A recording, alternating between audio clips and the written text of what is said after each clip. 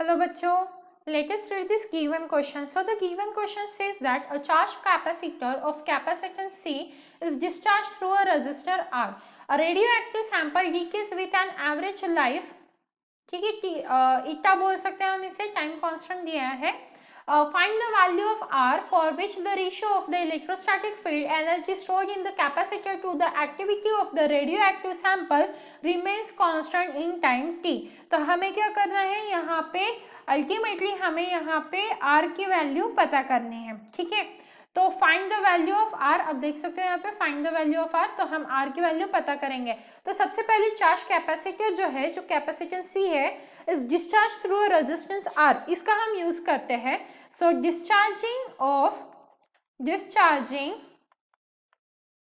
discharging of capacitor through resistor of capacitor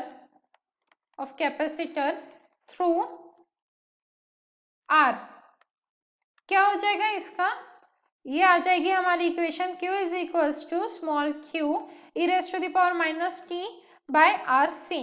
तो हम इसे इक्वेशन 1 दे सकते हैं. और हमारा E क्या आ जाएगा, रेडियो एक्टिव सैंपल जो है, जो डिके हो रहा है, तो इसीलिए A की वैल्यू क्या आ जाएगी हमारी, A naught e raise to the power minus lambda t. आप इसे इक्वेशन 2 भी कंसिडर कर सकते हो. अब हम क्या करेंगे, अब सबसे पहले ये जो Q है, इसकी एनर्जी, अगर हम एनर्जी की बात करें यहाँ पे, तो एनर्जी क्या आ जाता है, एनर्जी इज इक्वल्स टू क्या आ जाएगा, हाफ क्यू स्क्वायर बाय सी. तो हम वैल्यूज पुट कर देंगे, क्यू की वैल्यू पुट कर देंगे यहाँ पे, तो क्या आ जाएगा यहाँ पे हमारा Q square e raise to the power, यहाँ पे स्मॉल क्यू आना चाहिए. ठीक है, क्योंकि देखो यहाँ पे फ्रॉम इक्वेशन 1 अगर हम q की वैल्यू पुट कर दे तो यहाँ पे स्मॉल q है, तो यहाँ पे q square and multiplied with क्या आ जाएगा यहाँ पे, e raise to the power minus 2t by R C and divided by क्या हो जाएगा हमारा 2c.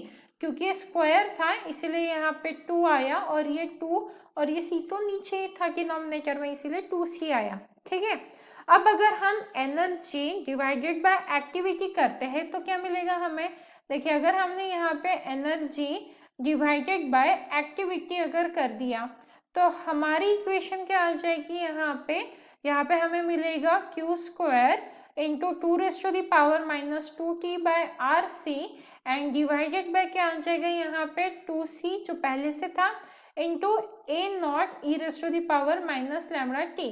यहाँ पे हम लिख सकते हैं from 1 and 2, from equation 1 and 2. ठीक है, इक्वेशन 1 एंड 2 का यूज किया है हमने यहाँ पे. तो अब हमें क्या मिल रहा है यहाँ पे Q square minus 2 raise to the power minus T C R and divided by 2c A naught e raise to the power minus lambda T है. तो अब ये जो लैम्डा है इसके बारे में बात करते हैं. लैम्डा इज इक्वल टू क्या होता है, 1 अपॉन टाउ होता है. तो यहाँ पे हम लिख सकते हैं 1 by tau is equals to क्या आ गया हमारा 2cr. क्यों, क्योंकि यहाँ पे अगर आप इक्वेशन 3 देखोगे तो सारी चीजें क्या है, कांस्टेंट है, इसीलिए हम डायरेक्टली यहाँ पे इक्वेट कर सकते हैं, क्योंकि ये इंडिपेंडेंट ऑफ टाइम है. अगर आप इक्वेशन 3 को देखोगे so that is R independent of time t. इसीलिए अगर हम lambda is equals to 1 by tau consider करते हैं तो हम यहाँ पे direct 1 by tau is equals to 2 by C R लिख सकते हैं. तो यहाँ से इजीली हमें r की वैल्यू मिल जाती है, r is equals to 2 tau by C. And question में हमें r की वैल्यू ही फाइंड आउट करनी थी. So this is the final answer of this question. So I hope you understood this solution. Thank you. Okay, make one correction here. यहाँ पे C है नीचे, ठीक है, 2 tau by C. So this is the final answer of this question. So I hope you understood this solution. Thank you.